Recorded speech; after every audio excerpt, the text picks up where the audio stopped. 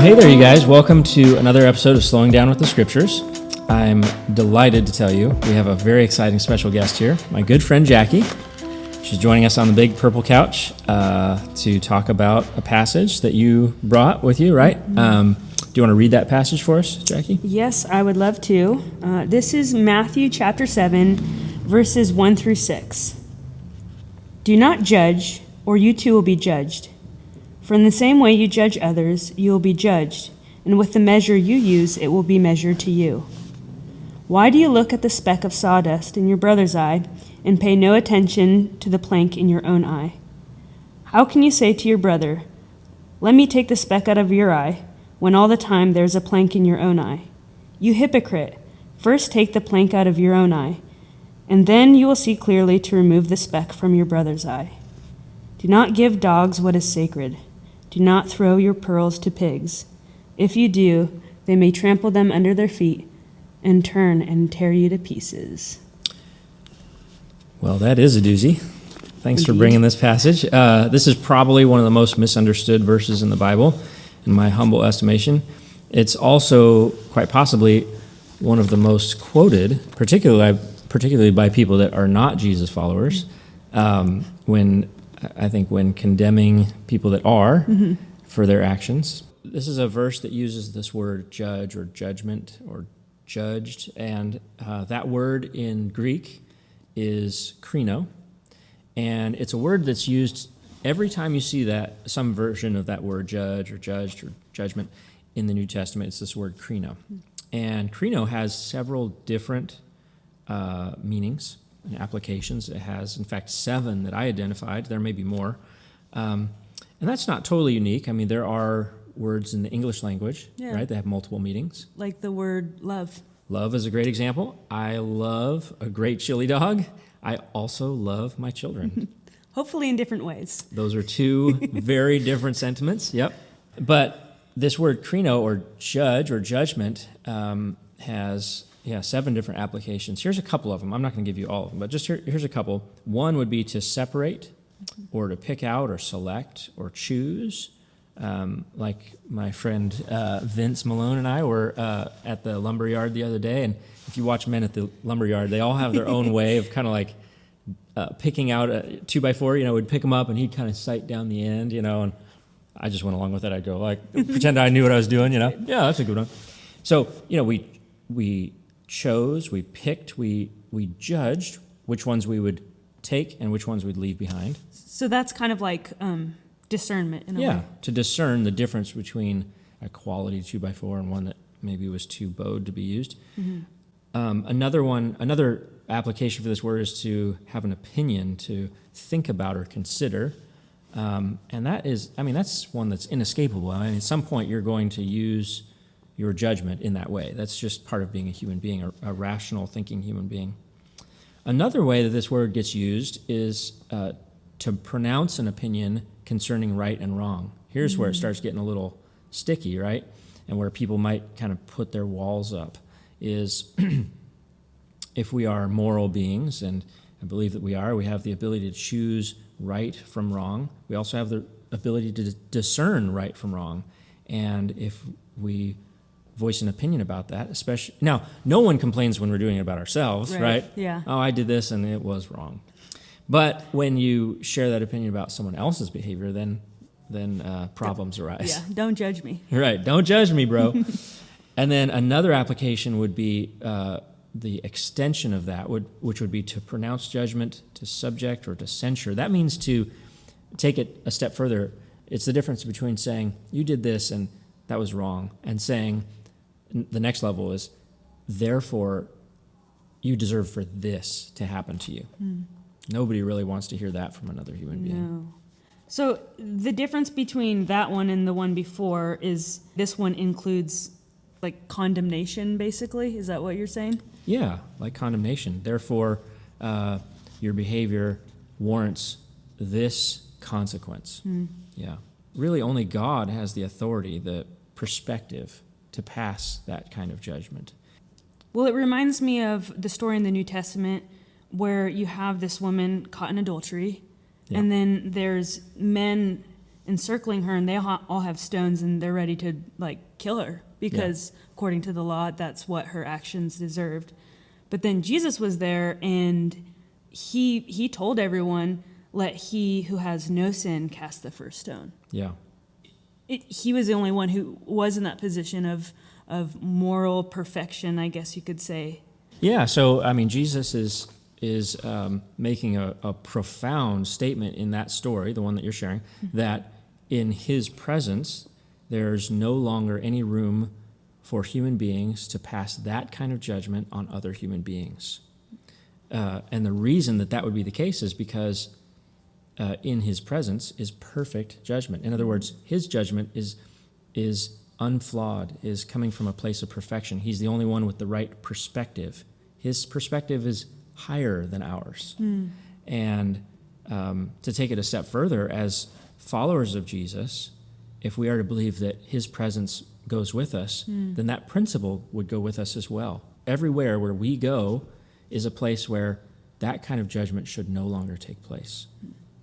So is this specifically talking about like spiritual consequences? Because, I mean, practically, you're a father of three, and it is the right thing to do to pass judgment and to set consequences and say, you did this, therefore you deserve this. And like same goes for the judicial system. That's a good point. So in society, we make allowances for use the example of parenting.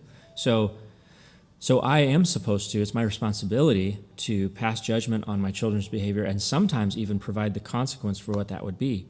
But what I'm doing there is I'm, in a very imperfect way, and I recognize that it's not perfect, I'm modeling for them what they might experience in real life in order to train them to be functioning adults, right? And then when we give that authority over to men and women who sit as judges, and 12 of our peers on a jury, what we're doing as a society is we're saying we're authorizing you temporarily to pass judgment over this situation for us as a society. We collectively decide these are things that we believe, and there should be some consequence, some earthly consequence. And even in that, we recognize that it's flawed. It's not perfect. Yeah. It's a temporary measure. So I think what the principle that Jesus is bringing here is that of ultimate and final judgment, that when at the end of the day, when all is said and done, he will say, this was right and this was wrong,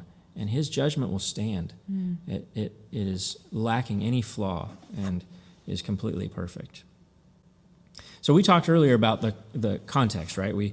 When people use this verse, the do not judge or you too will be judged, and they take it, they pluck it from its context, what they're doing is they're stripping the value and the meaning and the real application. So what we've done by reading these other verses is we're trying to restore that value and that meaning to it. But really, to understand the real context of Jesus' words, you have to read all the passages around this story. We're not going to do that here, but the point is that what it's about is human behavior. Jesus is traveling through the countryside, stopping and having conversations with the people and talking about human behavior. And he's sharing principles about the type of temperament that he's looking for in followers of his. These are things that he wants to see in people if they're going to follow him. And what he's talking about is an honest coming to terms with our own weaknesses and our flaws in our temperament, and then a pursuit, with the help of the Holy Spirit, because we don't do it on our own, of a better version of ourselves. You might say a more Christ-like version of ourselves. So he holds himself up as an example and says, now these are the things that I want to see, and these are the things that I don't want to see in followers of mine. So we talked about earlier, if we are moral beings, then in fact, judging is one of the principal activities of moral beings. We pass judgment all the time. So there must be right ways to judge and wrong ways to judge. So let's break it down a little bit. So in verse 1, it says, do not judge or you too will be judged. And I think it's obvious, it's clear at this point with all of this context we've unpacked, that it's not meant for us to take that literally. It's in fact a saying or an idiom. He opens this passage with a phrase, and it would be kind of like if I said, if you don't like the heat, stay out of the kitchen, right? That's not meant for you to say, well, I'm not going to ever go in a kitchen ever again because my aversion to temperature. It's a phrase that's meant to communicate something. And what he's communicating here is that you're about to enter a particular arena. And this is what's going to happen when you do. You're going to learn to pass judgment in the right way. And judgment might be passed on you. And so I want to prepare you for that experience. I like that you explain that, because going into that part always confused me, the part that says, or you too will be judged. Yeah. I took that as if I judge other people, Right. if I judge them harshly, God's going to judge me in the same way. Yeah. But what you're saying is it's more like he's telling us this is what you can expect when you judge others. Yeah. Yeah. When you judge others in a wrong way, Right.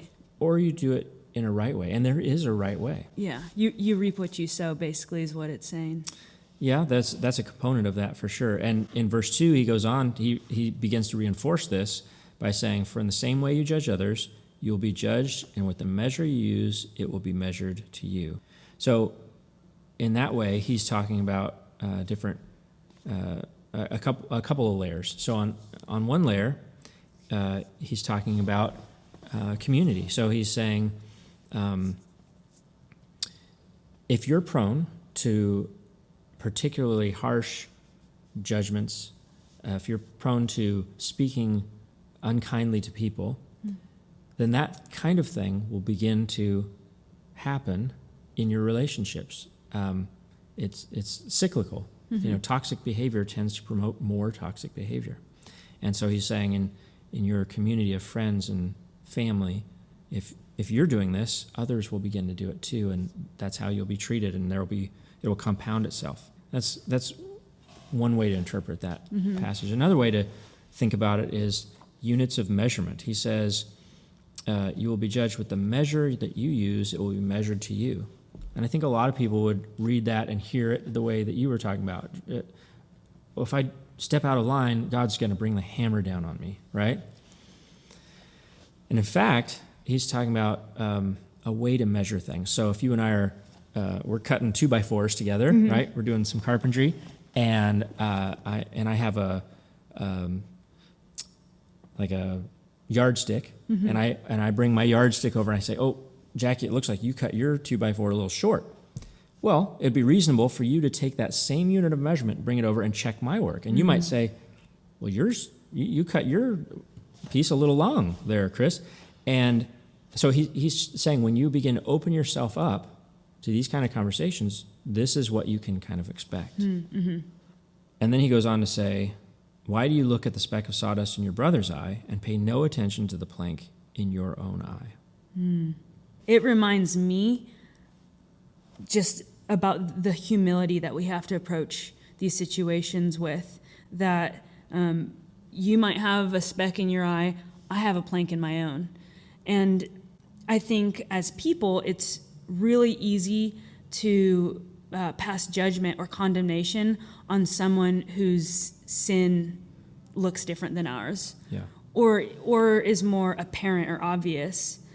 But when you think about it, like sin, it starts in our hearts. Yeah. So I might have the seed of a sin in my heart, and it's more like robust in someone else's life, and it would be easy for me to point the finger at them when in reality we all struggle with the same thing. I just might be a few steps behind them, if that makes sense. Yeah, there's a great equalizing idea that we might all be vulnerable to the same types of mistakes. And in fact, you're using that word sin, which can kind of have a lot of baggage. People hear that word sin, and it might immediately trigger an emotional response to a time. They could trace it back to a time when maybe someone spoke in judgment, condemnation, that kind of judgment we're talking about something, and they used that word sin. But really, that word sin is a Hebrew word, kata, which could could be translated as mistake. It means you had a goal, a standard that you were trying to hit, and you fell short of that standard. Using the carpentry analogy, I'm building fences in my backyard right now. If I measured out where I wanted to be and I built this fence and I somehow fell short of my, my post, or I was 2 feet in from my property line or something, you could say that was a sin, that was a mistake, right? But of course, like a lot of Jesus' teachings, there's these layered meanings, and it has a spiritual component as well, of course, because our mistake isn't just against one another. When we treat each other in a way that is not what God intended, our mistake is also against Him. Mm-hmm. So then he goes on to say, how can you say to your brother, let me take the speck out of your eye, when all the time there's a plank in your own eye? And then he says, you hypocrite, first take the plank out of your own eye, and then you will see clearly to remove the speck from your brother's eye. Now that word hypocrite there, that's another Greek word, hypocritai. There's no way I'm pronouncing that correctly, but that's what I'm sticking with. And it's a Greek word that translates literally stage actor. So, in Greek cultures, stage acting, dramatic plays were a big part of their culture, their entertainment. And so, of course, the way it would work is an actor or actress, an individual would put on a mask, maybe makeup, some kind of costume, and perform the part of a different individual. But then when the lights come up and everybody leaves, they take off that mask, of course. Wow. And Jesus is using this imagery to talk about a person who puts on a disguise, a false version of themselves when they're in front of people, and how that can negatively impact their relationships and the community. It's really anti-community is what it is, right? It's really not helpful when people do wear those masks. It's not authentic. If you're coming across as like you have it all together, and coming across kind of self-righteous, like if I'm struggling with something, you're the last person I'm going to go to for help. Yeah, because we all recognize pretentiousness when we see it, right? And so, if you see that someone is presenting a false version of themselves, it doesn't really warm you to their person. It doesn't make you want to share or be vulnerable with that person. Or they're not the first person that you're going to think of when you think, I'm struggling, I'm in need, I need help. It doesn't promote the human flourishing that I think Jesus is looking for in his followers. I like how Jesus is giving us this image of taking the speck out of your brother's eye, because when you think about it, in order to do that, it takes close proximity and intimacy and vulnerability to get that close and help someone with something that they're struggling with.